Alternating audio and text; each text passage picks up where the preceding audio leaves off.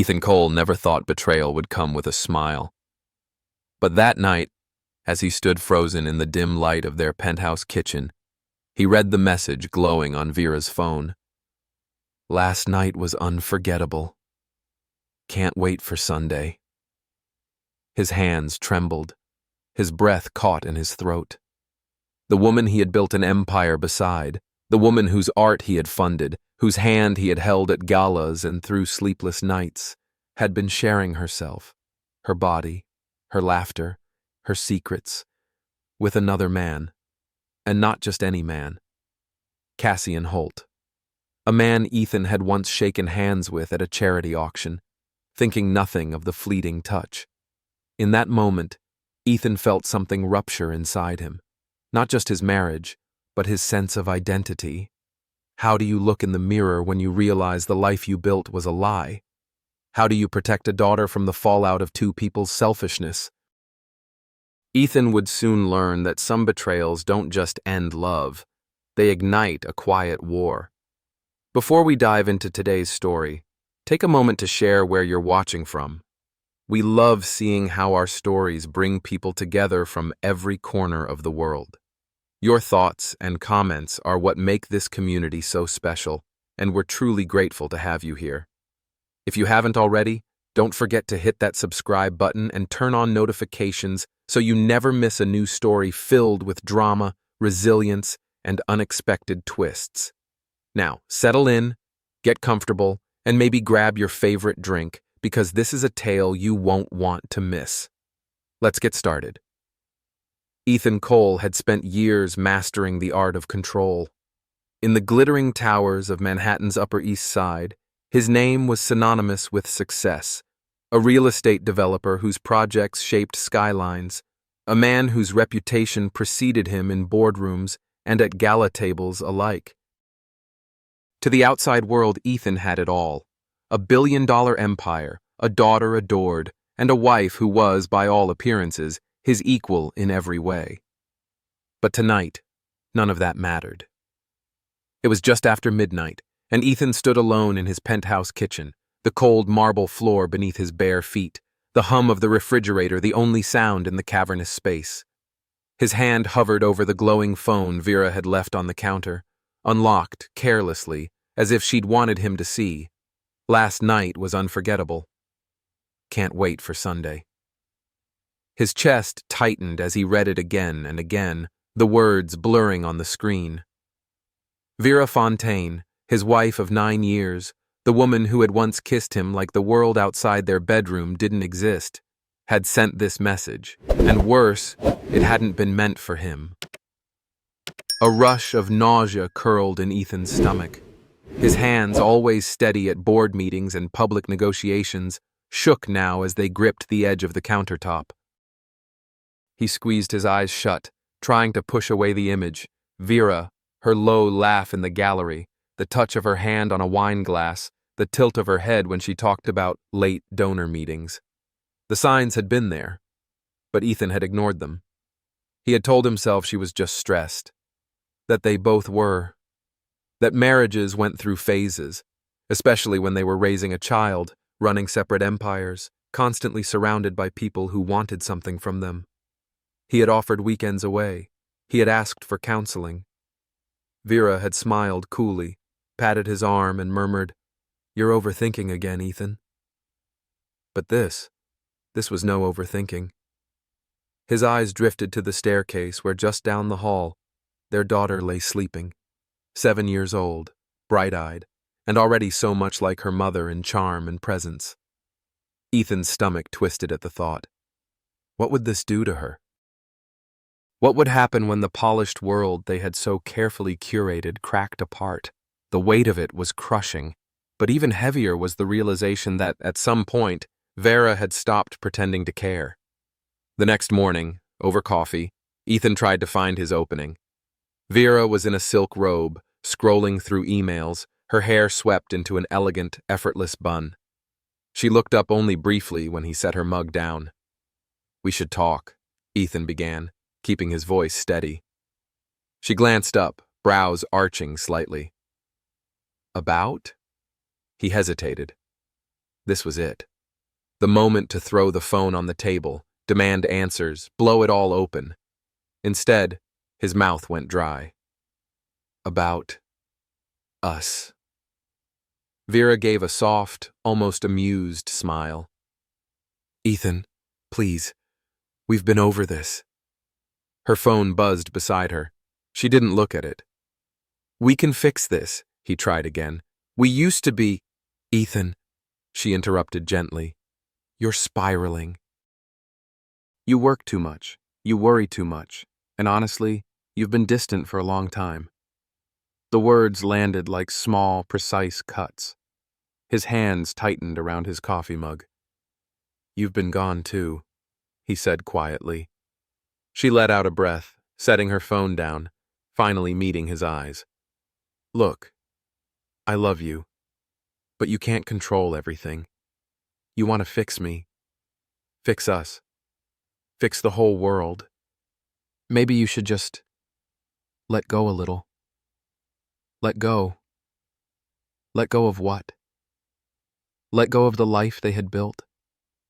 Let go of the daughter asleep in the next room, the promises they had made under glittering chandeliers, the private vows they'd whispered at midnight over glasses of scotch and laughter. Or had Vera already let go, long ago, and just never told him? Ethan swallowed the rising panic, nodding faintly. He told himself there was still time. He told himself he was just tired. But that night, in the empty penthouse, with Vera gone again on gallery business, he sat alone at the massive dining table and knew something in him had fractured. Days blurred. Vera's absences became longer, her laughter on the phone sharper. Ethan found himself moving through his home like a ghost. He stared at the art on the walls, the ones she had picked, and wondered if she had ever really been here, or if the life they'd built was always just a performance. At a gala a week later, Ethan watched her from across the room. Vera, in a shimmering black dress, was surrounded by donors and artists. Her hand rested lightly on a man's arm as she leaned in to whisper something in his ear. The man laughed, teeth flashing, his hand brushing hers in a way that was too familiar. Cassian Holt, a name Ethan only half knew, a charismatic investment banker, younger, magnetic, often at Vera's side at gallery events. Ethan's stomach sank as he watched them. The way Vera's smile curved a little differently when she spoke to Cassian, the way Cassian's eyes lingered on her. When she caught Ethan watching, she simply raised her glass in a casual toast, as if daring him. That night, lying awake in bed, Ethan stared at the ceiling and thought, when did she stop seeing me? When did I start disappearing? It was a Thursday night when Ethan's lawyer, Patricia Leclerc, called him. He was in his office, paperwork scattered across the desk, trying to bury himself in something, anything that wasn't his collapsing marriage. Ethan, Patricia said gently, I need you to know, Vera's filed for divorce. The words hit like a punch. He sank back in his chair, the breath knocked from his chest. She's… What? And, Patricia continued carefully, she's listed Cassian Holt as her character witness. For a moment, Ethan couldn't process it. Cassian, her lover, not just behind closed doors, but now paraded openly into court to vouch for her. He let out a sharp, breathless laugh, gripping the edge of his desk as his vision swam. I'm sorry, Patricia said softly. I know this is… No, Ethan cut in, his voice thin. No, Patricia, it's fine. But it wasn't. Nothing was fine. That night, for the first time in his life, Ethan Cole felt not like the man who controlled Manhattan, but like a man standing at the edge of a cliff, watching the life he knew collapse. He sat in the dark, head in his hands, the city lights flickering through the window like distant stars, and somewhere deep in his chest, a quiet, steady realization settled. If Vera wanted a war, she would get one. She just didn't know yet what kind of man she was at war with.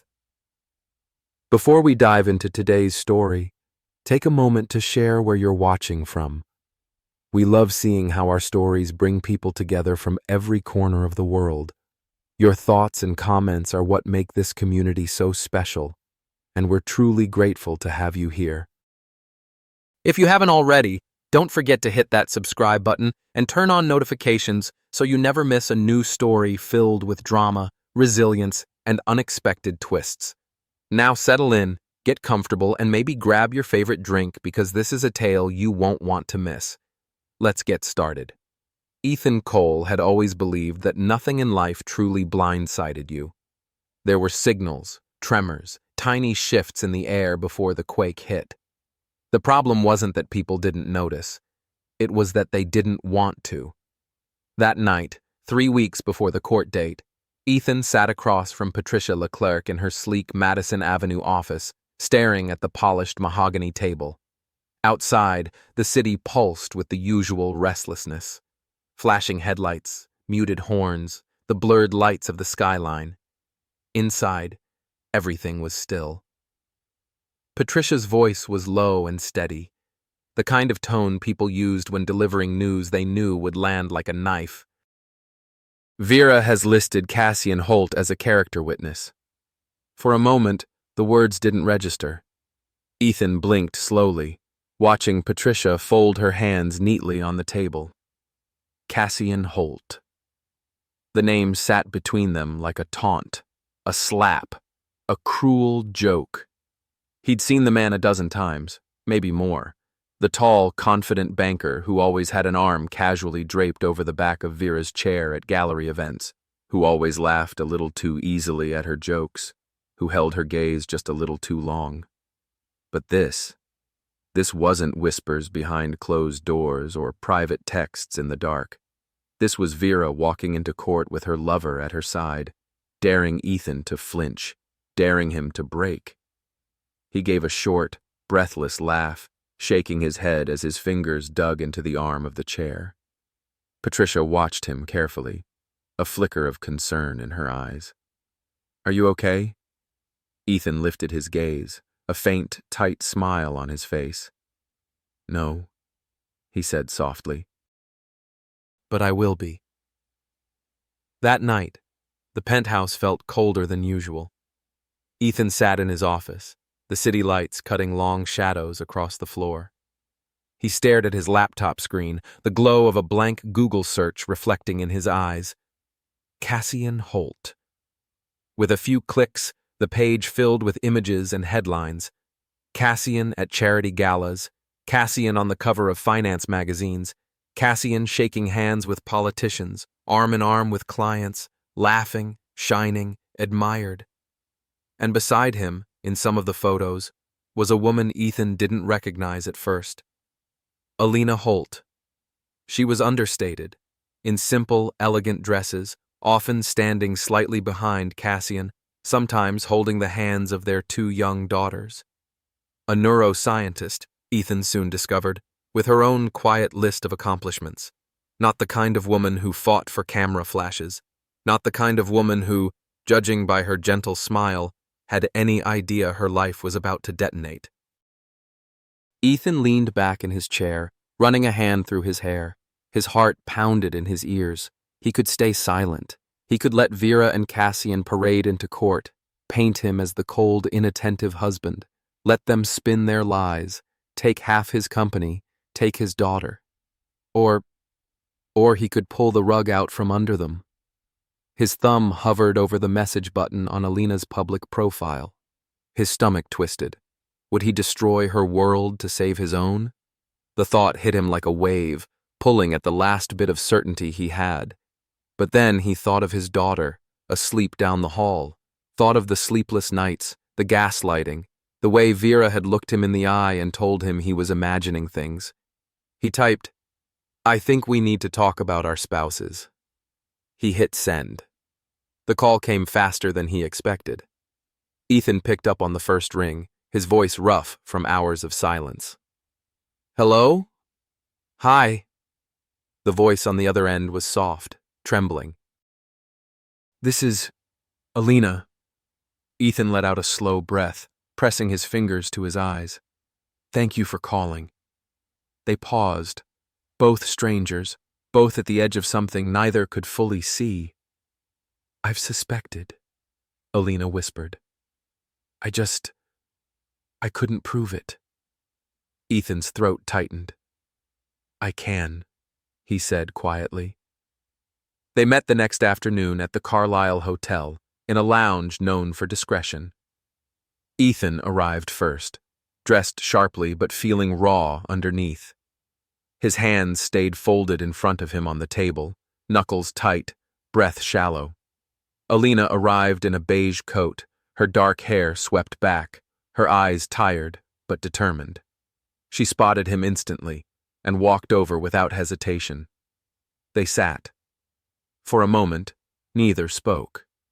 Then Alina reached into her bag and pulled out a small stack of papers, printed screenshots, receipts, travel records. I didn't want to believe it, she murmured. But the late meetings, the business trips, and then I found the hotel charges, the dinners. Ethan swallowed hard, nodding. I have text messages, he said quietly, on Vera's phone. They sat together for hours, laying out the timelines, matching the pieces. The puzzle fit too well, but it wasn't just the affair. Alina looked down at her hands, voice cracking faintly. I always wondered, she said, eyes shining. If he was attracted to men, I never thought. Her sentence trailed off. Ethan felt a sharp tug in his chest, the sting of watching someone realize their whole world was smaller and darker than they'd ever imagined. I'm sorry, he murmured. Alina shook her head.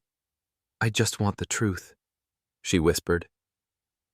By the time they left the hotel, the air between them had shifted. They weren't just two betrayed spouses anymore. They were two people with a common enemy. Alina stood at the curb, clutching her bag, her breath visible in the cold air. I don't want revenge, she said softly. But I can't let him stand in court and lie for her. Ethan nodded slowly, feeling something settle in his chest, something that wasn't anger or grief, but resolve. Neither can I. Back at the penthouse, Ethan sat in his daughter's room, watching her sleep. She stirred slightly, a small hand peeking out from under the blanket. His throat tightened. He hadn't been enough for Vera. He'd been too cold, too busy, too focused on the future. But here was the one thing he could never stop fighting for. He rose, pressing a gentle kiss to her forehead. Tomorrow, the battle would begin. And this time, he wasn't going to fight it alone. In the days that followed, Ethan and Alina began to move carefully but deliberately. Patricia was looped in, legal strategies unfolded, timelines were crafted. Ethan kept going to work, kept showing up at events, kept smiling politely at people who whispered about the impending divorce. But inside, everything was sharp, focused, alive. Alina sent updates quietly, evidence of Cassian's accounts, private arguments, the moment Cassian slipped up and revealed more than he meant to. Ethan's daughter remained blissfully unaware, giggling over art projects and school plays. Vera, meanwhile, seemed lighter, freer, her smiles wider, her evenings later. Ethan let her believe it. He let her have that. One night, Patricia called with a new discovery. Ethan, you may want to look at your prenup. Ethan pulled the document from his files, flipping through the pages with a sinking feeling. And then, a sudden spark. A fidelity clause. Infidelity nullified Vera's financial claims. Ethan closed the folder, exhaling slowly, his heartbeat steadying for the first time in weeks. She thought she'd win. She thought she could tear his world apart and walk away untouched. But Vera had underestimated the man she married. She always had. Before the hearing, before the headlines, before the collapse, Ethan sat once more at the Carlisle across from Alina. She looked stronger now, still tired, still hurting, but with a quiet determination that hadn't been there before. "I told my daughters," she said softly, wrapping her hands around her coffee cup. "They don't really understand, but they know Daddy's not coming home." Ethan felt a hollow ache bloom in his chest. "I'm sorry," he said again. Alina smiled faintly. "I'm not," she whispered. They left together, stepping out into the cool air, two strangers turned allies, walking toward a storm neither of them had started. But both were now ready to finish. Ethan Cole had always been a man who operated on precision. Deals were made not in messy boardroom brawls, but in clean, strategic steps. Emotions were useful only when they sharpened your focus, not when they took over your mind. But as he walked into the Carlisle for his second meeting with Alina Holt, a woman he had known only through headlines until a few days ago, Ethan realized that precision was no longer a luxury. It was a necessity. Alina sat in a corner booth, her hands wrapped tightly around a cup of coffee. She looked up as Ethan approached, her dark eyes a little less dazed, her posture more controlled than before. There was still a quiet heartbreak clinging to her, but something else was settling beneath it. Steel. Ethan slid into the seat across from her. "I confronted him," she said quietly. "Last night." Ethan inhaled sharply. "How did that go?" Alina gave a bitter half-smile. He laughed, said I was imagining things, said I was overworked and paranoid. Funny, isn't it? He and Vera really do speak the same language. Ethan's jaw tightened. They spent the next hour spreading papers across the table, screenshots, financial statements, receipts, timelines. Piece by piece, they were building a map of betrayal, one that stretched from New York to Miami, from business trips to hidden hotel suites, from whispered lies to deliberate manipulation. When Alina pulled out a credit card statement showing a $3,000 lingerie purchase she'd never seen in her own bedroom, Ethan felt something twist inside him. Not just anger, not just disgust, but a deep, quiet resolve. They weren't just going to defend themselves. They were going to fight back. That evening, Ethan attended Vera's gala. It was her biggest event of the year, a high-profile opening at her gallery, attended by Manhattan's art elite, fashion icons, hedge fund managers, and socialites. The space gleamed with modern sculptures and champagne towers, the air thick with polite laughter and networking small talk. Ethan arrived alone, dressed in a sharp black suit, every detail immaculate. To the casual observer, he looked like the gracious soon-to-be ex-husband, still showing up, still being civilized, still playing the part. But inside, Ethan was watching everything. Across the room, Vera floated from guest to guest, her laugh bright, her hand resting lightly on arms and shoulders, her eyes flicking often, too often, to Cassian Holt, who stood by the bar, exuding charm. Cassian winked at Vera when he thought no one was looking. Ethan saw it and smiled to himself. Later that night, back at his penthouse, Ethan met with Patricia Leclerc. She spread out the evidence across his desk, not just affair details, but financial records. Vera and Cassian had been siphoning money out of the gallery, moving it into private accounts. Vera's claim in court was set to be about rebuilding her life after years of sacrifice. But the paper trail showed something else. Calculated theft.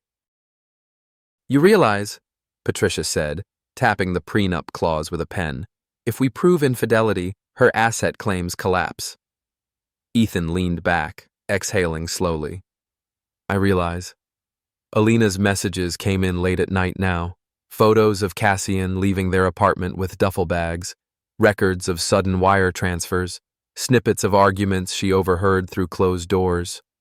One night she sent Ethan a video, Cassian, drunk, arguing on the phone, saying things like, "I have to keep Vera calm," and "I can't have this come out now." Ethan watched the clip 3 times, then he called Patricia. "It's time." The next week became a quiet storm. Ethan and Alina, once strangers, now became quiet co-strategists. They met privately at Patricia's office, going over timelines, evidence, testimonies. Alina's calm deepened, her voice steady even when recounting things that should have broken her. "I told my daughters," she said one day, voice low, "that their father would be away for a while." Ethan's chest ached. He thought of his own daughter, her laughter echoing in the hallways of the penthouse, still blissfully unaware that the world around her was about to shift. "We're doing the right thing," he said quietly. Alina nodded. "I know." Meanwhile, Vera and Cassian kept up appearances. They were photographed at charity luncheons, smiling in socialite columns, sipping cocktails at rooftop events. Vera gave quotes to a society magazine about rebuilding with grace and choosing joy through difficult times. Ethan read the interview over his morning coffee, his expression unreadable. But inside, he felt the ground shift, because behind the polished photos and charming sound bites, cracks were forming. Patricia's investigators delivered the final blow one evening. Cassian's bank records included charges at a luxury hotel, but not with Vera. With his personal trainer. Alina sent Ethan the screenshots, her text message brief. "He's not just cheating on me with your wife, he's cheating on her too." Ethan closed his eyes for a moment, absorbing the weight of it. This wasn't just a love affair, it was a pattern of destruction, and soon it was going public. Ethan called his media contact, an old acquaintance at one of New York's most influential finance publications. He gave no names, no direct statements, just a simple tip. "Look into Cassian Holt's client accounts," he said calmly, "and check his personal expenses." The reporter on the other end of the line gave a low whistle. "This is big, Ethan." Ethan's voice was cool. "I know." 2 nights before the court date, Ethan stood at the window of his daughter's bedroom, watching her sleep. She stirred softly under her blankets, mumbling something in a dream, a small smile tugging at her mouth. Ethan felt something swell in his chest. Fierce, aching love. He had been so focused on winning, on exposing Vera, outmaneuvering Cassian, preserving his empire. But here, in this quiet moment, he remembered why he was fighting at all. Not for revenge, not for pride, for this, for her, for the chance to give her a home that wasn't built on lies. In Vera's world, meanwhile, the walls were closing in. Cassian was unraveling, irritable, snapping at staff, drinking more. Vera sensed it but dismissed it, focusing instead on perfecting her courtroom look, rehearsing sympathetic phrases for interviews. "We've been through so much," she told a friend over brunch, her voice smooth. "Ethan's coldness, the loneliness, the sacrifices I made. I deserve happiness." Her friend nodded, sympathetic. But even she was wondering, quietly, when the media storm might hit. The night before court, Alina called Ethan. "I just wanted to say thank you," she said softly. Ethan leaned against the kitchen counter, closing his eyes. "You don't owe me thanks." "Yes, I do." There was a pause. Then Alina added, her voice clear and steady. "Let's end this." Ethan opened his eyes, his jaw setting. "Let's." At 2 a.m., Ethan sat in his office, the city glittering beyond the glass. On his desk lay a folder. Evidence, legal documents, timelines, financial records. He reached over, closed the folder, and rested his hands on top of it. In the silence, his breath evened out. The war was coming. But he was ready. The headlines were quiet at first, just a whisper here, a rumor there. But in the world, Ethan Cole moved through, the razor-edged halls of Manhattan's elite. Whispers had a way of turning into avalanches. It started at the rooftop members club, the kind of place where hedge fund managers, real estate tycoons, and venture capitalists drank $2,000 whiskey in low leather chairs and pretended they weren't all watching each other. Ethan was there, listening without seeming to listen, as two investment partners leaned in close at the next table. "Cassian Holt's been looking shaky," one murmured, swirling his glass. "Word is his firm's worried." "Messy personal life," the other said knowingly. "You know how that bleeds over." Ethan sat back in his chair, letting the low buzz of conversation wash over him. His face gave away nothing. Inside, he felt the faint flicker of satisfaction. The trap was tightening. Back at Patricia Leclerc's office, the air was sharp with strategy. Patricia swept a hand across the polished conference table, laying out documents, bank records, phone logs, hotel receipts. "They're bleeding money," she said crisply. "Vera and Cassian are moving funds out of the gallery into a private account in the Caymans. They think no one's watching." Ethan gave a short, humorless laugh. "They've thought that all along." Patricia's eyes gleamed. "And thanks to the prenup, all we need is to prove infidelity, and Vera's financial claims vanish." Ethan leaned forward, fingertips pressed together. "What about custody?" Patricia nodded. "We position you as the stable parent, consistent, financially secure, not parading affair partners through your daughter's life. With the right framing, we can secure primary custody." A breath left Ethan's chest, shaky, quiet, barely audible. Alina, seated across the table, met his gaze. "We're almost there," she said softly, and for the first time in weeks, Ethan allowed himself to believe it. Meanwhile, Vera Fontaine was living like nothing could touch her. She breezed through gallery openings, attended charity brunches, gave interviews about embracing new chapters and choosing joy. Her social media glowed with curated photos. Her in a designer dress, Cassian smiling beside her, champagne in hand. To anyone on the outside, Vera was the perfect image of a woman winning her freedom. But Ethan saw the cracks. He saw them in the reports coming in from Patricia's investigators, in the leaked emails, in the financial inconsistencies, and most importantly, in the texts Alina kept forwarding, proof that Cassian wasn't just juggling Vera and his failing marriage. He was juggling something else. Someone else. The breakthrough came late one night. Alina's message buzzed through on Ethan's phone, a series of screenshots. Cassian, photographed leaving a hotel, but not with Vera, with a man, the personal trainer. Ethan sat down hard at his desk, staring at the images. Cassian had been covering his tracks in one direction, never realizing he was exposing himself in another. Ethan exhaled slowly, a sharp, cutting satisfaction threading through the exhaustion. Not just a liar, a fraud. The media leak was quiet, strategic, and ruthless. Ethan called an old friend, a finance journalist he trusted to handle the tip carefully. "No names from me," Ethan said calmly.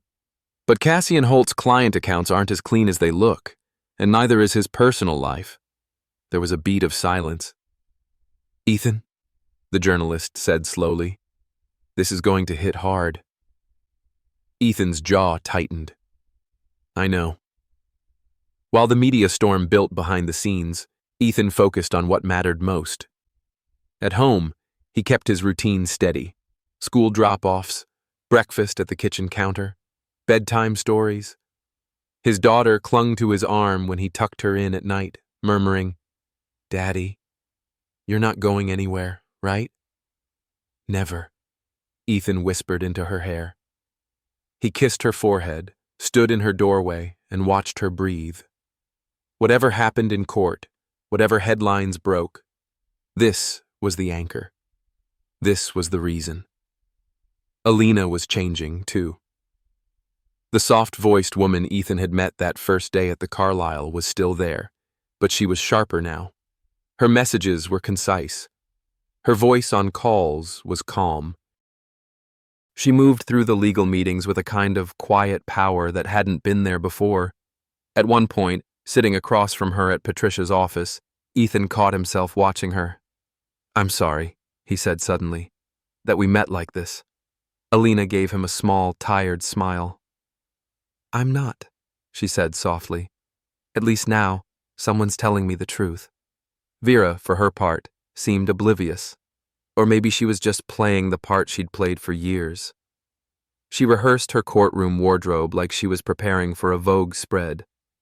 Professional, but soft. Strong, but sympathetic. She told friends over brunch, "Ethan's going to make this ugly, but I'm not worried." She told herself that Cassian would stand by her. She told herself that she was untouchable. She told herself a lot of things. The night before court, Ethan stood on his balcony, looking out over Manhattan. The city sparkled beneath him, towers of steel and glass, streets pulsing with light and movement. He held a glass of water in his hand, not scotch. He'd given that up a while ago. Behind him, the apartment was silent. In his daughter's room, she was asleep, her small body curled into a ball under the covers. Ethan closed his eyes, exhaling slowly. He wasn't the same man who had stood in this spot weeks ago, reading a text message that broke his world open. He wasn't the man who had flinched when Vera gaslighted him, who had second-guessed his own instincts, who had tried to fix something that was already gone. Now, he was a man ready to let the truth do what it always does: burn. Meanwhile, in another part of the city, Cassian sat in his apartment, pacing. Alina had left, taken the girls, filed the papers. His firm had called, asking if everything was all right. His trainer had stopped answering texts. His phone buzzed. Vera, asking if he was okay for tomorrow, if he was ready. Cassian stared at the message for a long time. And for the first time in months, maybe years, he didn't know how to answer. At Vera's apartment, she was radiant. She poured a glass of wine, practiced her testimony lines, and smiled at herself in the mirror. She had done it. She had remade her life, on her terms, with the man she wanted. Tomorrow, she'd stand in court, confident, composed, and walk away with everything she deserved. She had no idea. Not yet. At Patricia's office, the war room was ready. Timelines, witness statements, financial records, photographs. Patricia looked at Ethan across the table, her eyes sharp. "We have everything." Ethan nodded once. "No mistakes." "No mistakes," Patricia agreed. Alina sat beside them, her hands folded neatly in her lap. For a moment, the three of them sat there in the stillness, the weight of what they were about to do settling over them like a final breath before the plunge. Then Patricia stood. "Let's finish this." That night, Ethan walked through his home, turning off lights. In the hallway, he paused outside his daughter's door, listening to the soft sound of her breathing. He pressed his hand to the door frame. For her, everything was for her. He walked back to his office, closed the folder on his desk, and sat in the silence, his heartbeat calm. Tomorrow, it all came down. And this time, he was ready. The courthouse was colder than Ethan Cole expected. It wasn't the air, it was the atmosphere, the weight of every gaze, every whispered conversation, every hushed footstep across polished marble floors, the kind of cold that slipped under your skin and stayed there. Ethan stood near the window, watching reporters gather outside, cameramen set up along the steps, microphones tucked under coats, waiting for the perfect quote, the perfect image, the perfect fall. He exhaled slowly. Today, there would be no shouting, no courtroom theatrics. Just the quiet, brutal collapse of two people who thought they were untouchable. Vera Fontaine arrived first. She swept through the entrance like she was stepping onto a red carpet. Sleek black suit, tailored perfectly, a hint of gold at her ears, hair swept into a low knot. She was poised, polished, the image of a woman who had prepared for this moment, rehearsed it in her head, curated every detail. At her side, Cassian Holt, tall, confident, still magnetic despite the shadows under his eyes. He leaned in close to Vera, murmuring something that made her laugh softly, a hand brushing his arm. Ethan watched from across the room. They didn't see him. They didn't even look. Patricia Leclerc stepped beside Ethan, her file in hand. "Are you ready?" she asked quietly. Ethan gave a small, tight nod. His jaw was set, his hands loose at his sides. "I've been ready," he murmured. The doors opened. They walked in. The first half of the hearing was mechanical. Property division, custody schedules, financial disclosures.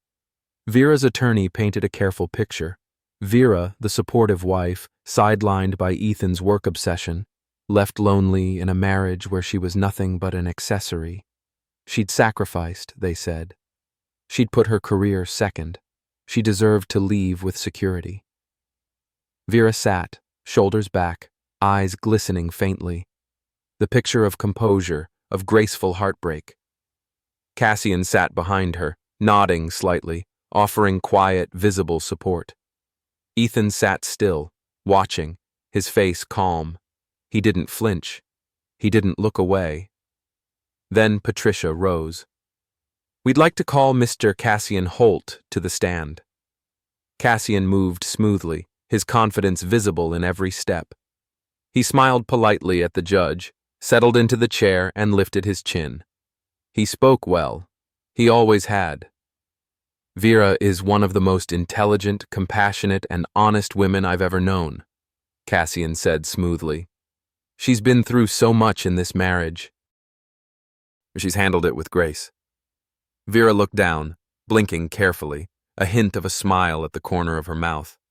Across the room, Ethan sat still. Patricia approached, her voice light. "Mr. Holt, just one question." Cassian turned toward her, eyebrows raised faintly. "How long have you been having an extramarital affair with Mrs. Fontaine?" The room froze. You could feel it.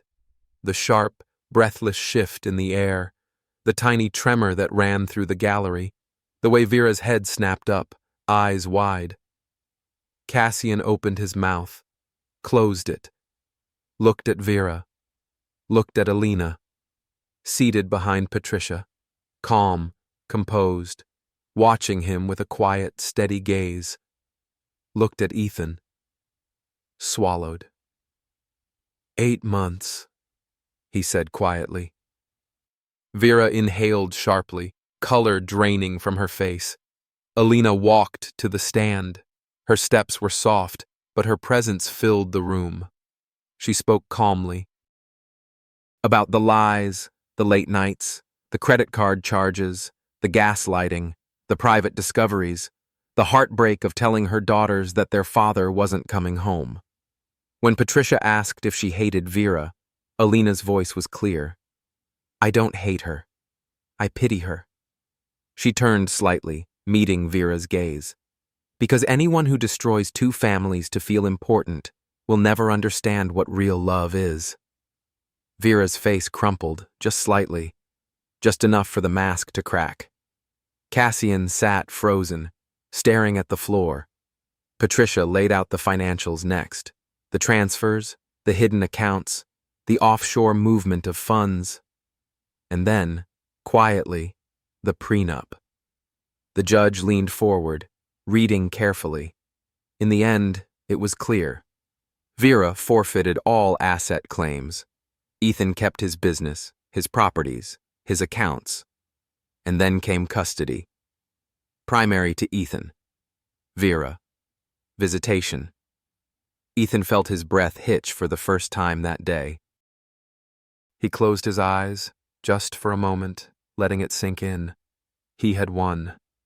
But more importantly, his daughter was safe. Outside, the media storm hit. As they left the courthouse, the first alerts were already going live. Cassian Holt's double life exposed. Affair, financial scandal, male lover revealed. Vera Fontaine's fall from Manhattan's art elite. Cassian's face drained of color as phones buzzed, reporters shouted, cameras flashed. Vera flinched as a journalist called out, "Vera! Vera! Any comment on Cassian's other affair?" Alina moved past them quietly, shoulders squared, eyes straight ahead. Ethan followed, his face composed, his steps steady. He didn't need to gloat. He didn't need to say anything at all. That night, back at the penthouse, Ethan stood in his daughter's room. She was asleep, her breathing soft, one arm flung across the pillow. He sat at the edge of the bed, brushing a hand over her hair. "We're okay," he whispered. No. They were better than okay. They were free. Vera and Cassian tried at first. They moved in together, convinced they could survive the storm. But guilt is a heavy thing. Cassian's firm pushed him out quietly. Vera's gallery lost its sponsors. The invitations stopped coming. The smiles at parties disappeared. Within 6 months, they split. No fanfare. No headlines. Just two people left sitting in the ruins they'd built. Ethan didn't check the tabloids. He didn't need to. His world was smaller now, and better for it. Breakfasts at the kitchen table, school drop-offs, late nights helping with homework, quiet weekends, the kind of life Vera had always said wasn't enough. But to Ethan, it was everything. He called Alina once, months later, not for strategy, not for closure, just to say thank you. They talked briefly about their kids, their work, the oddness of returning to normal. When he hung up, Ethan stood at the window, the city stretched out beneath him. He closed his eyes, exhaled. For the first time in years, he felt at peace. Not victorious, not triumphant, just whole. He kissed his daughter goodnight, whispered softly against her hair. "We made it." And in the quiet of the penthouse, as the city flickered below, Ethan Cole stood in the life he had fought for. Steady, grounded, unshaken. This was his victory. This was his freedom. And it was enough. 2 days after the courtroom war, Manhattan was still vibrating with the fallout. Ethan Cole sat at his kitchen table, a coffee cooling beside him, scrolling through the headlines on his phone. Cassian Holt's double life exposed. Bankers fall from grace. Vera Fontaine's gallery in crisis after scandal. Inside the divorce that shook the Upper East Side. He read the words calmly, without flinching. He had expected this. He had planned for it. But there was no satisfaction in watching it unfold. No fist pump, no smirk, no triumph. It was just over.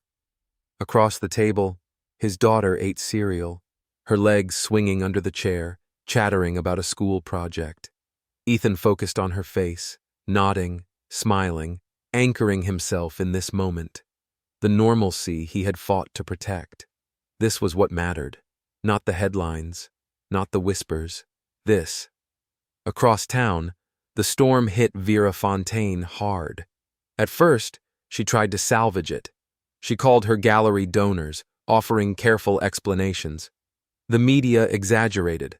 Personal matters shouldn't affect professional work.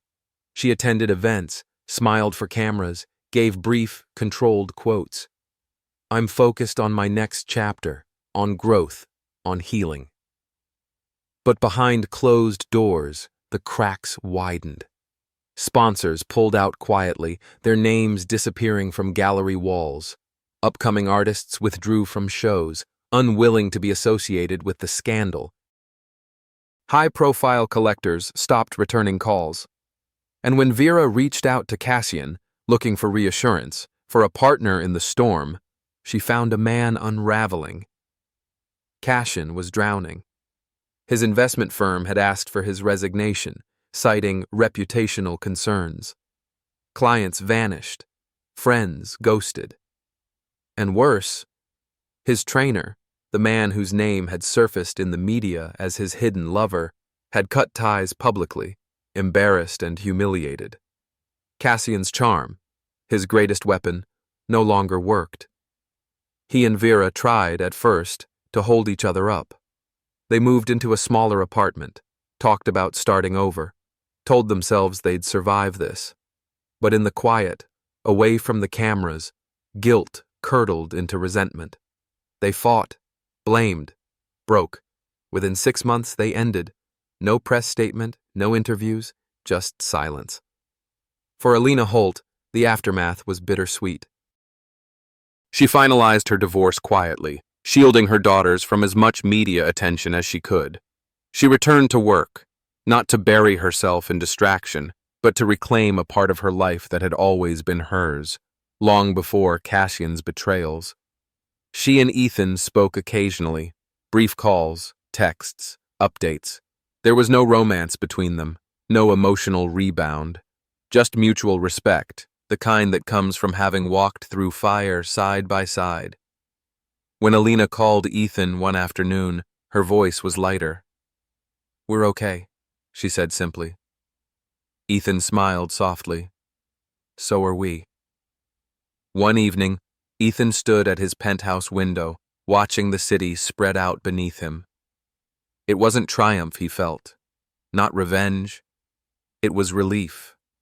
For the first time in years, his life was quiet. His daughter was safe. His work was stable. His home felt like a home, not a battleground. He had lost everything he thought he wanted. Vera, the marriage, the public image of the perfect family. And yet, what he had now felt, right, real, enough. Across Manhattan, Vera sat alone in a cafe, sunglasses pushed up in her hair, scrolling through her phone. Her fingers paused on a photo. Ethan, smiling gently at a school event with their daughter. They looked happy, unburdened. Vera's throat tightened. For a moment, she wondered, had she misunderstood everything? Had she traded the wrong things, chased the wrong joys, built her life on the wrong desires? But then, almost automatically, she swallowed the thought, pushed it down, reached for her coffee, and kept scrolling. Some lessons never settle. Cassian, meanwhile, had slipped from view. Once the man whose name lit up social pages and business magazines, Cassian was now a ghost in the circles he once dominated. He spent his days negotiating settlements, handling lawsuits, trying to patch together a reputation that was, for all intents and purposes, unsalvageable. His name was a cautionary tale now. Not because of his sexuality, not because of the affair, but because of the lies, because of the arrogance, because in the end, no matter how clever or magnetic you were, no one escaped consequences forever. Ethan's days became simpler. He walked his daughter to school, laughing as she told him about science projects and playground dramas. He met friends for dinners, reconnected with family he'd neglected. He went back to his company not as a man desperate to conquer, but as a man who had learned the value of standing still. He was no saint. He didn't pretend he hadn't failed. In his marriage, in seeing the signs, in choosing ambition over presence at times. But he was better now, stronger, not because of what he'd won, because of what he'd survived. One night, as he tucked his daughter into bed, she wrapped her arms around his neck. "I'm glad it's just us now," she whispered sleepily. Ethan felt his throat tighten, pressing a kiss to her hair. "Me too, sweetheart," he murmured. He sat at her bedside for a while, watching her breathe, feeling a quiet peace settle into his bones. For all the chaos, for all the heartbreak, for all the public spectacle, this was the ending he hadn't dared hope for. Not just legal victory, not just financial security, but this. Home. Weeks later, Ethan got one last message from Alina. Just a photo. Her, with her two girls, smiling on a beach, wind in their hair. A simple caption. "We're good." Ethan stared at the photo for a long time, smiling faintly.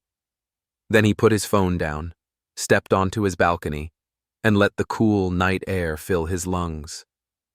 Manhattan glittered around him, a city that never slept, never forgave, never forgot.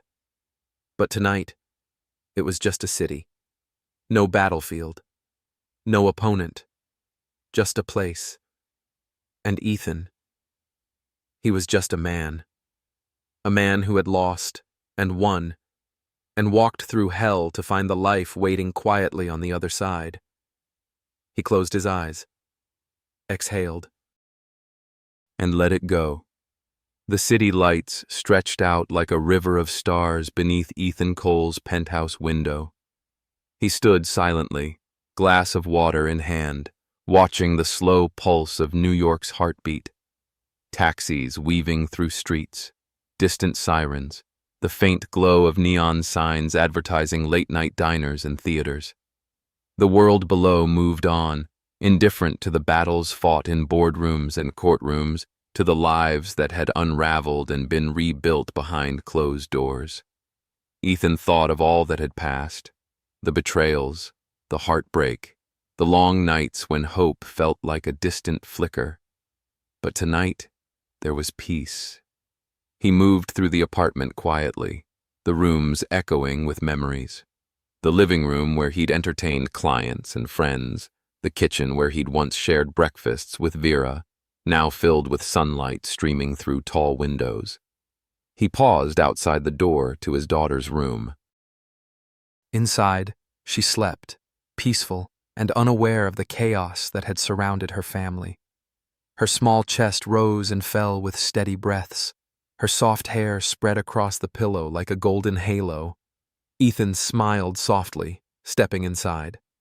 He sat on the edge of her bed, brushing a gentle hand over her hair. "We're okay now, baby," he whispered.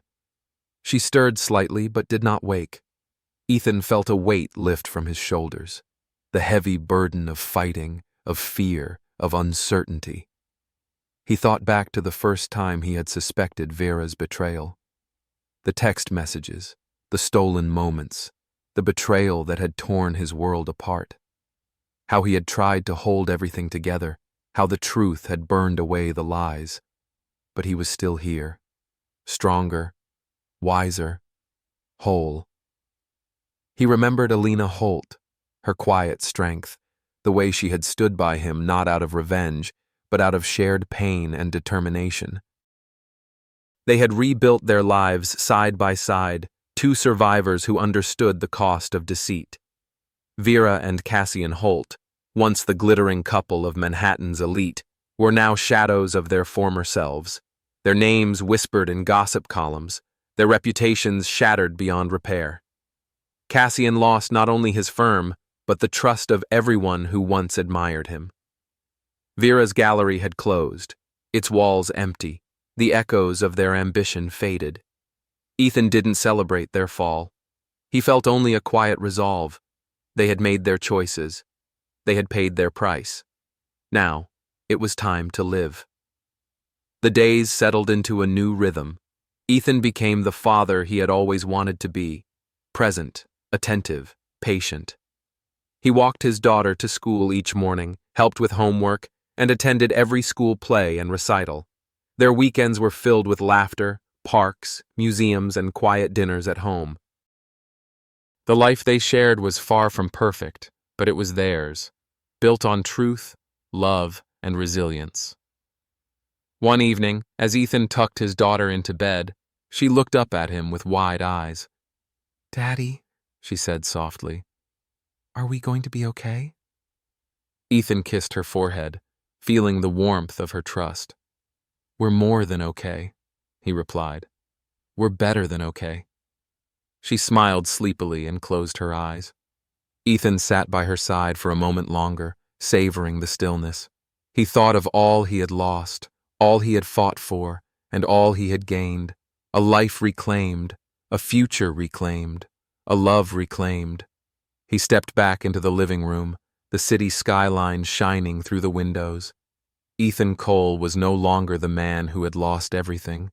He was the man who had found himself again, strong, whole, unbroken, and finally free.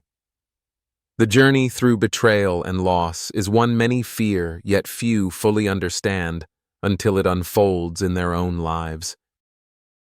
It is a path marked not only by pain and broken trust, but also by unexpected strength and the profound rediscovery of self. Sometimes, the deepest wounds open space for growth, teaching us that true victory is not measured by possessions regained or enemies defeated, but by the courage to rebuild, to forgive, and to embrace the quiet power of resilience. Life often demands that we face harsh truths, exposing the fragility beneath our carefully constructed facades. Yet within that vulnerability lies the seed of transformation, the chance to reclaim what truly matters: integrity, love, and the peace found in authenticity. This story reminds us that no matter how dark the moment, healing is possible, and with it, a new chapter defined not by what was lost, but by the strength gained in moving forward. Thank you for joining this journey and sharing in these raw, human moments. If this story touched you, please leave a comment below and share your thoughts.